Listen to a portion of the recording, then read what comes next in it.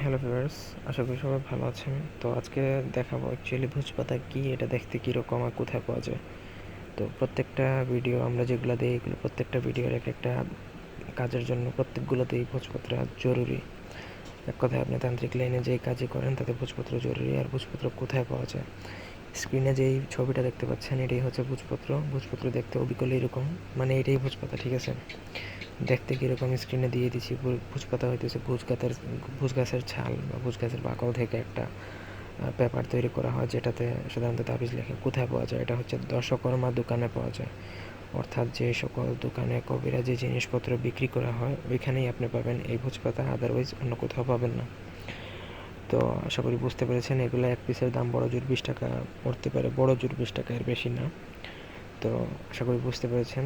ভোজ গাছের ছাল থেকে যেই পেপারটা বানানো হয় ওইটাই ভোজপাতা। এটা দেখতে স্ক্রিনে যেরকম দিছি এটাই ভোজপাতা।